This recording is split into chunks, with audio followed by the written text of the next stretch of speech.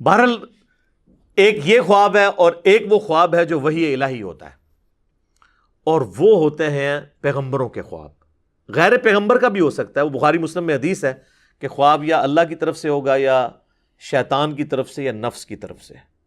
اور یہ بھی حدیث ہے بخاری اور مسلم دونوں میں کہ خواب نبوت کا 46واں حصہ ہے، یعنی غائب کی خبروں کا 46واں حصہ ہے۔ اور صحیح بخاری میں حدیث موجود ہے کہ میری وفات کے بعد اب غائب کی خبروں سے صرف خواب والی جو ڈومین ہے یہ باقی رہ گئی ہے۔ اور وہ بھی ساتھ فرمایا جو نیک خواب ہیں اللہ تعالیٰ دکھائے گا، مبشرات باقی ہیں اور وہ نیک خواب۔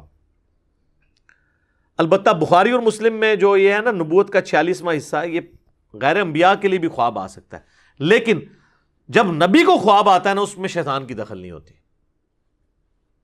سورہ الصافات کی آیت نمبر 103، 102، 103 کے اندر حضرت ابراہیم علیہ السلام کو خواب میں اللہ تعالیٰ نے حکم دیا تھا اپنے بیٹے کی قربانی کا۔ یہ تو بہت بڑا ایک ڈیسیژن تھا نا، ایک بندہ مارنا ہے آپ نے، تو وہ خواب وہی الہی تھا اور وہ ایگزیکیوٹ کرنے پہنچ گئے، وہ تو پھر اللہ تعالیٰ نے اس کے بدلے میں ایک فدیہ نازل فرما دیا۔ تو یہ اس بات کا ثبوت ہے کہ نبی کو جب خواب آئے اس میں شیطان کی دخل نہیں ہوتی۔ ہمارے محبوب صلی اللہ علیہ وآلہ وسلم کو بھی ایک خواب آیا جس میں اللہ تعالیٰ کی زیارت ان کو نصیب ہوئی، جس سے بات سٹارٹ ہوئی تھی۔ وہ خواب صحیح سند کے ساتھ مسند امام احمد میں ہے، جامعہ ترمذی میں ہے۔ امام ترمذی نے اس حدیث کو حسن صحیح کہا۔ اس پہ ترہ یہ کہ امام ترمذی نے کہا کہ میرا استاد جو ہے امام بخاری محمد بن اسماعیل سے جب میں نے اس حدیث کے بارے میں پوچھا تو انہوں نے فرمایا یہ حدیث بالکل صحیح ہے، اگرچہ بخاری میں نہیں ہے، لیکن امام بخاری کی تصحیح امام ترمذی نے اپنے استاد کی نقل کر کے اس پہ پکی مور لگا دی۔ اس حدیث کو مسند احمد کی تحکیم کرنے والے شعیب ارنوت رحمۃ اللہ علیہ نے بھی صحیح کہا، ترمذی کی تحکیم کرنے والے شیخ البانی اور شیخ زبیلی زئی نے بھی اس کو صحیح کہا، یعنی امت نے اس کو ایکسیپٹ کیا۔ اور یہ حدیث مشکات کے اندر آپ کو شروع میں مل جائے گی، کتاب المساجد چیپٹر میں، نماز پڑھنے کے مقامات والے چیپٹر میں، کیونکہ اس حوالے سے بھی اس میں ایک ذکر موجود ہے۔ 748 نمبر ہے جی مشکات میں اس کا، اور ترمذی میں ہے 3235۔ اس حدیث کا ویسے ٹیسٹ یہ ہے کہ میں اسے ورڈ بائی ورڈ پڑھوں، اور اس میں ایک دعا بھی ہے، وہ ہم کوشش کریں گے کہ اس کے نیچے ڈسپلے کریں۔ نبی علیہ السلام نے حکم فرمایا کہ میرا یہ خواب سچا ہے، میرے امتیوں تک پہنچاؤ تاکہ وہ یہ دعا یاد کریں۔ یہ اللہ سے بہت بڑی دعا ہے جو نبی علیہ السلام نے اس خواب میں مانگی ہے۔ معاذ ابن جبل کہتے ہیں کہ ایک روز رسول اللہ صلی اللہ علیہ وآلہ وسلم ہمیں نماز فجر پڑھانے کے لیے تشریف نہ لائے، قریب تھا کہ ہم سورج کے طلوع ہونے کا مشاہدہ کر لیتے۔ پھر آپ بہت تیزی سے تشریف لائے، چنانچہ نماز کے لیے اقامت کہی گئی۔ رسول اللہ صلی اللہ علیہ وآلہ وسلم نے اختصار کے ساتھ نماز پڑھائی۔ پس جب آپ صلی اللہ علیہ وآلہ وسلم نے سلام پھیرا تو با آواز بلند فرمایا کہ اپنی اپنی جگہوں پر اسی طرح بیٹھے رہو۔ پھر آپ علیہ السلام ہماری طرف متوجہ ہوئے اور فرمایا کہ میں ابھی تمہیں بتاتا ہوں کہ میں تمہیں نماز پڑھانے کے لیے کیوں نہیں آیا۔ یعنی وہ آپ کی وہ جو نیند تھی وہ غفلت کی وجہ سے نہیں تھی۔ میں رات کو بیدار ہوا، وضو کیا، جس قدر مقدر میں تھا میں نے نماز پڑھی، پھر مجھے اونگ آنے لگی حتیٰ کہ وہ مجھ پر غالب ہو گئی۔ تب میں نے اپنے رب تبارک و تعالی کو بہترین صورت میں دیکھا، خواب میں۔ صلاۃ بر محمد وآل محمد، اللہم صلی علی محمد وعلی آل محمد۔ چنانچہ اس نے فرمایا محمد، میں نے عرض کی میرے رب حاضر ہوں۔ اچھا ایک مسئلہ تو کلیئر ہوا نا، یہ جو آپ کو بعض بریلوی علماء کہتے ہیں نا کہ کبھی اللہ تعالیٰ نے یا محمد نہیں کہا، یا رسول اللہ، یا ایھا المدثر، یا ایھا الرسول، یہ کہا ہے۔ قرآن تک تو یہ بات ٹھیک ہے، لیکن بخاری مسلم میں جو حدیث شفاعت ہے، سب سے پہلے لوگ حضرت آدم کے پاس جائیں گے، پھر باقی انبیاء سے ہوتے ہوئے اینڈ پہ حضور کے پاس آئیں گے، اور نبی علیہ السلام فرماتے ہیں میں سجدے میں گروں گا، وہاں پہ بھی الفاظ ہیں یا محمد اپنا سر اٹھاؤ، یا رسول اللہ نہیں ہے۔ یہ کتنی بڑی انہوں نے جھوٹ مشہور کیا ہوا ہے۔ بھائی اللہ اور بندے کا معاملہ ہے، اللہ اور بندے کا کوئی احترام والا رشتہ ہے اس اعتبار سے کہ پروٹوکول دینا ہے؟ بندہ تو بندہ ہے، اللہ اللہ ہے۔ وہ کہتے ہیں نہیں، نبی علیہ السلام کو کبھی اللہ نے بھی نہیں یا محمد کہا۔ اس حدیث میں بھی، بخاری مسلم میں بھی یا محمد ہے، یہ ترمذی میں بھی۔ میں نے عرض کیا میرے رب میں حاضر ہوں. فرمایا یہ فرشتے کس چیز کے بارے میں بحث و مباحثہ کر رہے ہیں؟ میں نے عرض کیا میں نہیں جانتا. اللہ تعالیٰ نے 3 مرتبہ ایسے ہی فرمایا، یعنی بار بار مجھ سے پوچھا. پھر نبی علیہ السلام فرماتے ہیں کہ میں نے اللہ کو دیکھا کہ اس نے اپنا ہاتھ میرے کندھوں کے درمیان رکھا، حتیٰ کہ میں نے اس کے انگلیوں کی پوروں کی ٹھنڈک اپنے قلب اور سینے میں محسوس کی، اور میرے سامنے ہر چیز واضح ہو گئی. یعنی اب یہ جو اللہ تعالیٰ کے ہاتھ یا انگلیوں کے پورے کا ذکر ہے نا، اس کے لیے ہم یہ تشبیہ بھی نہیں بیان کریں گے. قرآن میں واضح ہے لیس کمثلہ شیء، یہ متشابہات ہے. نہ ہم جہمیہ ہیں کہ ہم ان کی تعویلات کرنا شروع کر دیں، نہ ہم مجسمہ ہیں کہ ہم کوئی اللہ کے لیے جسم مان لیں، نعوذ باللہ.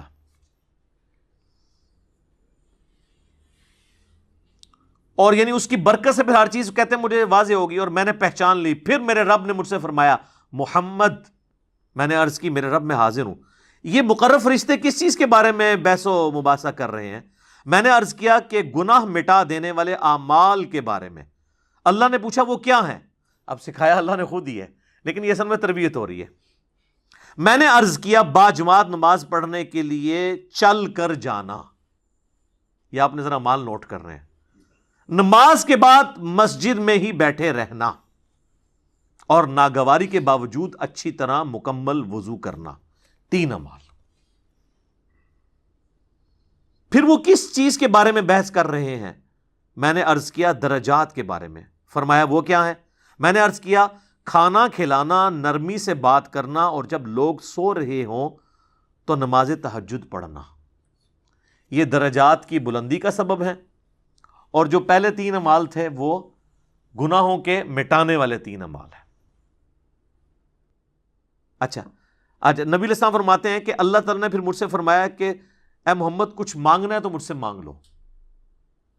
اب نبی علیہ السلام نے اسی وقت ایک دعا، وہ اللہ نے ان کو تعلیم کی یا فی البدی زبان پہ آئی خواب کی حالت میں، تو وہ جو باتیں ڈسکس ہو رہی تھی نا، نیک اعمال، گناہوں کو مٹا دینے والے اعمال، درجات کے بلندی والے، تو نبی علیہ السلام کہتے ہیں جب مجھے اللہ نے کہا نا کہ مانگ لے کچھ مجھ سے مانگنا ہے، تو میں نے پھر یہ دعا مانگی.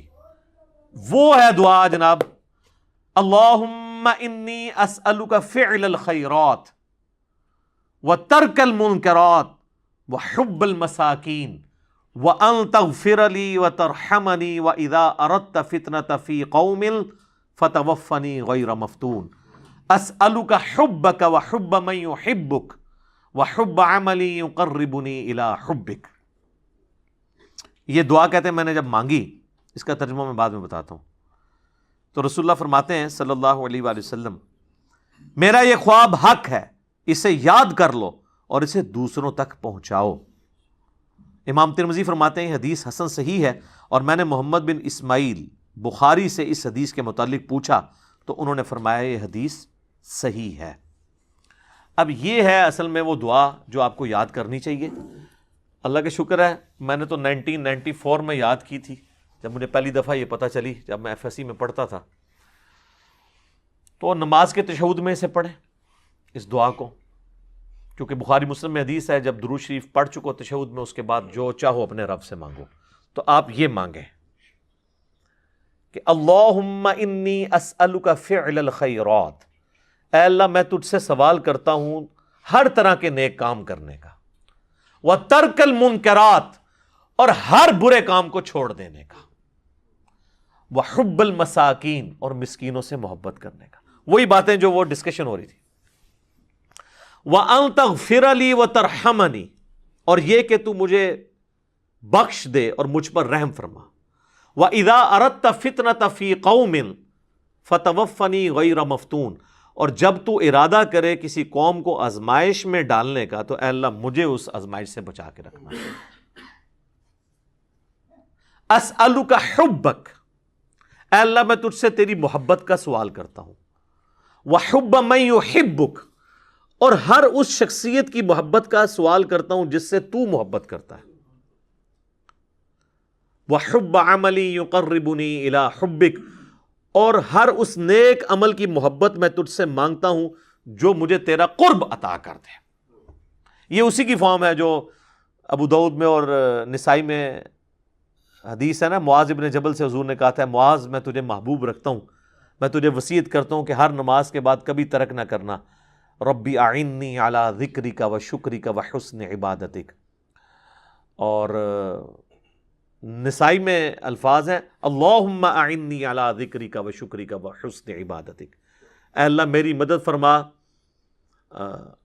ذکر کرنے پر، شکر ادا کرنے پر، اور اچھے طریقے سے عبادت کرنے کے اوپر، اے اللہ تو میری مدد فرما۔ تو یہ جناب خواب تھا، یہ ہے اصل خواب جو اللہ تبارک و تعالیٰ نے ہمارے محبوب صلی اللہ علیہ وآلہ وسلم کو دکھایا۔ اس کائنات میں ایک ہی ہستی ہے جسے خواب میں زیارت ہوئی، وہ ہمارے محبوب صلی اللہ علیہ وآلہ وسلم ہے۔ انشاءاللہ جنت میں جا کے ہم سب زیارت کریں گے۔ دنیا میں کسی اور کے بارے میں کلیم کرنا، میں سمجھتا ہوں نبی اسلام کی شان میں بھی گستاخی ہے، اور قرآن و سنت کی تعلیمات کا مذاق اڑانا ہے۔ تو ہم تو میرے بھائی صرف آپ کو سمجھا سکتے ہیں کیا، کہ مرنے سے پہلے اے مسلمان کر لے اس پہ غور، کتابوں کا خدا اور ہے، بابوں کا خدا اور۔ کہنے کو تو دین سب کا اسلام ہے، لیکن کتابوں کا جہاں اور ہے، بابوں کا جہاں اور۔ اور جب یہ آپ دو سٹیجیں طے کریں گے نا، تو آپ کے اندر سے آواز آئے گی کیا، کہ نہ میں وہابی نہ میں بابی، میں ہوں مسلم علمی کتابی، نہ میں وہابی ہوں اور نہ میں بابوں کا دفاع کرنے والا بابی ہوں، میں علمی کتابی مسلم ہوں۔ ٹھیک ہو گیا جی؟ اللہ تعالیٰ سے دعا ہے جو حق بات میں نے کہی اللہ تعالیٰ ہمارے دلوں میں راسخ فرمائے۔ اگر جذبات میں میرے منہ سے کوئی غلط بات نکل گئی تو اللہ تعالیٰ ہمارے دلوں سے اسے دھو ڈالے، ہمیں معاف بھی فرما دے، ہمیں کتاب و سنت کی تعلیمات پر عمل کر کے دوسرے بھائیوں تک پہنچانے کی توفیق عطا فرمائے۔ سبحانک اللہم و بحمدک، اشہد ان لا الہ الا انت، استغفرک و اتوب الیک، وما علینا الا البلاغ المبین۔ جزاکم اللہ خیرا۔